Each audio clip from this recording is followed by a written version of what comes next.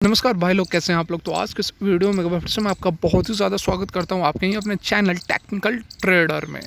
देखिए, इससे पहले आगे बढ़े एक ये डाटाज आप लोगों को दिखाना ज़रूरी है, जो कि कल का मेरा प्रॉफिट एंड लॉस है। यहाँ पर आप देख सकते हैं, कल मैंने कम्युनिटी टैब में एक पोस्ट डाला था जिसमें कि मैंने बताया था कि मुझे 12,000 के आसपास की प्रॉफिट थी कल दोपहर में, लेकिन मार्केट क्रैश हुई, उसके बाद मेरा प्रॉफिट कम हो गया। और देख सकते हैं आपकी ये आज का मतलब कि कल जो मार्केट क्लोज हुई है उसका प्रॉफिट एंड लॉस स्टेटमेंट है। यहाँ पर आप डेट भी देख सकते हैं, ऊपर में देखिए 1 मई आप देख सकते हैं सैटरडे, और 10:40 पर यह वीडियो बनाई जा रही है। और प्रॉफिट आप यहाँ पर देख सकते हैं लगभग यहाँ पर 6,000 के आसपास का प्रॉफिट आप सभी के सामने है। देखिए, कल जो मैंने वीडियो डाली थी उसमें लोग वीडियो नहीं, कम्युनिटी टैब में जो पोस्ट किया था उसमें एक सज्जन पुरुष बोल रहे थे कि कौन सा ऐसा स्टॉक है जो कि 13% इतनी बड़ी क्रैश में भी भाग रहा है। तो आप देख लीजिए, मैं आप लोग सभी के लिए यह एक एक्स्ट्रा इन्फॉर्मेशन आप लोग के लिए दे देता हूं।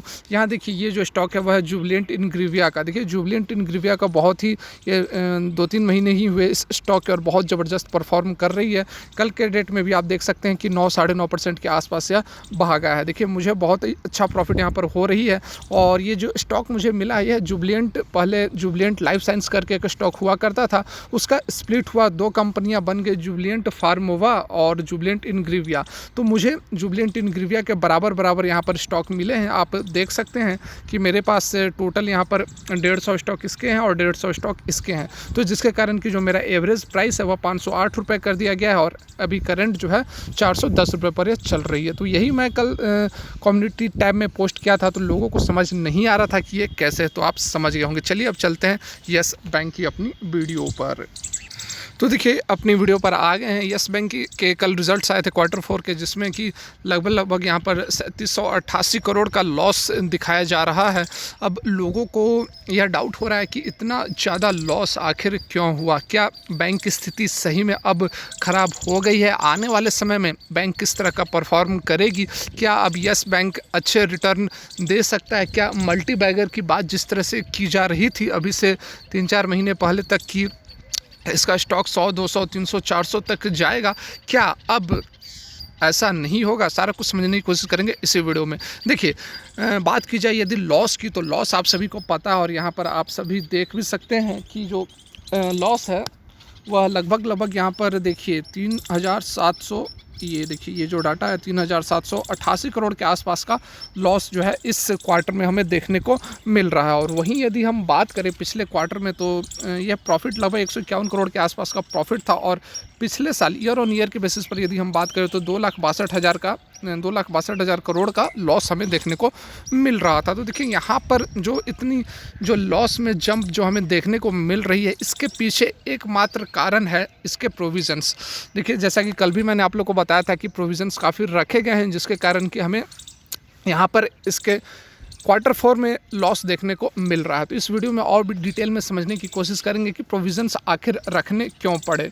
ठीक है, यहाँ पर आप देख सकते हैं ये जो 8 नंबर है, प्रोविजंस एंड कॉन्टीजेंसी, ये वाली जो कॉलम है, यही कॉलम में सारा गेम यहाँ पर। देखिए, तो यदि हम प्रोविजंस की बात करें तो इस क्वार्टर में आप देख सकते हैं कि 5,239 करोड़ के प्रोविजंस रखे गए हैं। और वहीं पिछले क्वार्टर की यदि हम बात करें तो 2,198 करोड़ के प्रोविजंस रखे गए थे। और पिछले साल मतलब कि ईयर ऑन ईयर की बेसिस पर बात करें तो 4,872 करोड़ के आसपास यहाँ पर प्रोविजंस रखे गए हैं। तो देखिए, बहुत ही यहाँ पर ज़बरदस्त जंप हमें देखने को मिल रहा है। यदि हम पिछले क्वार्टर से कंपैरिजन करें तो यहाँ पर डबल हो गए हैं प्रोविजंस। यदि हम ईयर ऑन ईयर के बेसिस पर बात करें तो उसमें भी यहाँ पर 7% का जो है जंप देखने को मिल रहा है प्रोविजंस में।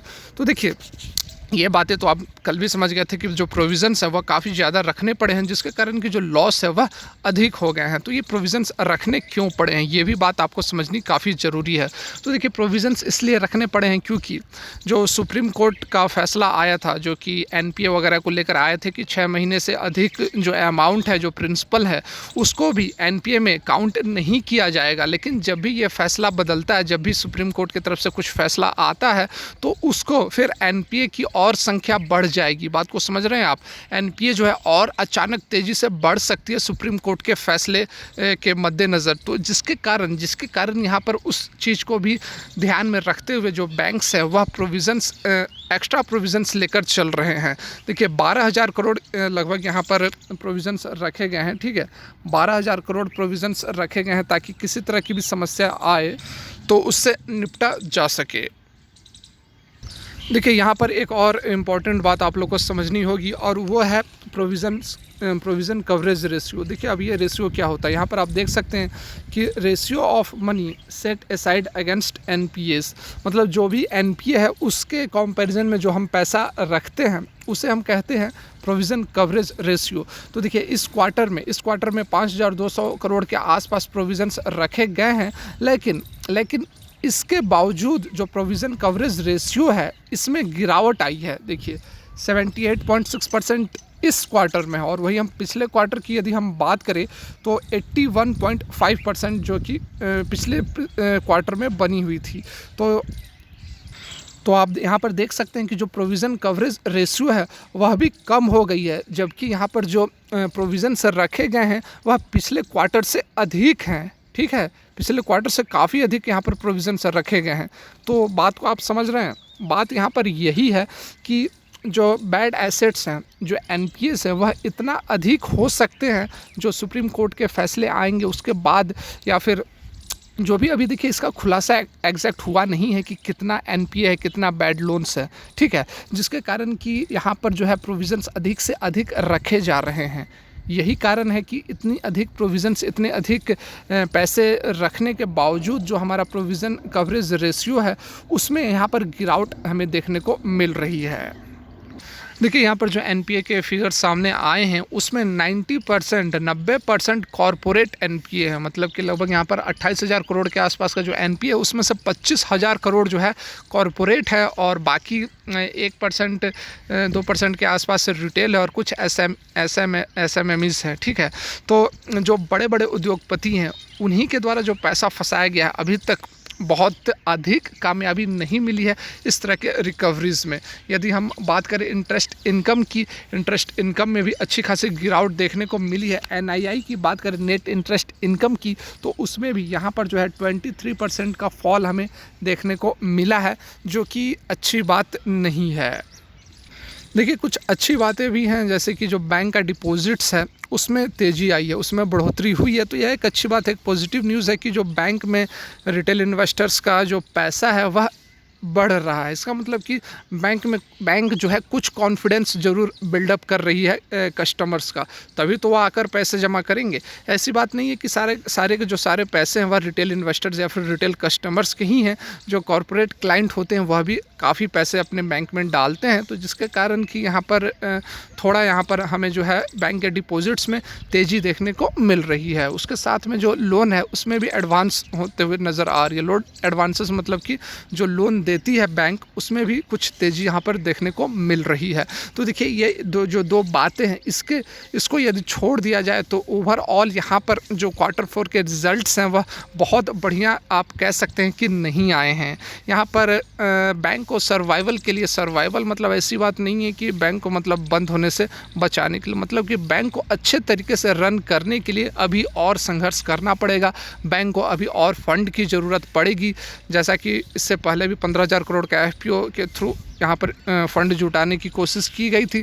लेकिन आप एक चीज़ बात आपको समझनी होगी कि जब भी एफपीओ के थ्रू यहाँ पर फंड जुटाती है बैंक, तो उसका डायरेक्टली इफेक्ट पड़ता है बैंक के स्टॉक पर। बैंक का जो स्टॉक होता है वह काफ़ी डाइल्यूट हो जाता है, उसकी जो वैल्यू होती है काफ़ी कम हो जाती है। बैंक का जो शेयर होता है वह अपने पहले जैसे रफ्तार से नहीं जा पाती है, नहीं चल सकती, क्योंकि और अधिक कैपिटल जो है वह आ चुकी है। तो जितनी अधिक कैपिटल आएगी उतनी ही जो शेयर की वैल्यू है वह डाइल्यूट होती जाएगी। मतलब सिंपल यहाँ पर यही है कि जो शेयर है और अधिक शेयर मार्केट में लाए जाते हैं तभी जो फंड एफपीओ के थ्रू इशू फंड जो उठाया जाता है। तो जितने अधिक शेयर आएंगे एक शेयर की वैल्यू उतनी ही कम होती जाएगी। उसके बाद यहाँ पर फिर से 10,000 करोड़ का फंड जुटाने की कोशिश की जा रही है। तो देखिए एक अजीब तरह का सर्किल बना हुआ है। बैंक को सर्वाइवल के लिए पैसे की ज़रूरत है और जितनी अधिक फंड जुटाएगी, जितनी अधिक शेयर्स को डाइल्यूट करेगी, उतनी ही अधिक शेयर की वैल्यू भी गिरती जाएगी। तो देखिए आने वाले समय में किस तरह से यह सामंजस्य बनता है। और यदि बात की जाए यहाँ पर कि आने वाले समय में येस बैंक किस तरह की चाल दिखा सकता है। तो देखिए अभी जो Q4 के रिजल्ट्स आए हैं, रिजल्ट्स तो बहुत अच्छे नहीं हैं, तो जिसके कारण कुछ प्रेशर आपको देखने को मिल सकता है। लेकिन आने वाले महीने दिन के अंदर, सप्ताह 2 सप्ताह के अंदर यह भी हो सकता है कि ऑपरेटर तो काफ़ी एक्टिव होते हैं ऐसे स्टॉक्स में, तो हो सकता है कि यदि ऑपरेटर मैनिपुलेट करे तो आपको फिर से कभी ना कभी यहाँ पर जो है एक सडन जंप देखने को मिल सकती है। और आपको ये जो टारगेट है यहाँ पर देख सकते हैं कि जो 20 रुपये का टारगेट है वह अभी एट प्रेजेंट 14 रुपये पर यह चल रही है।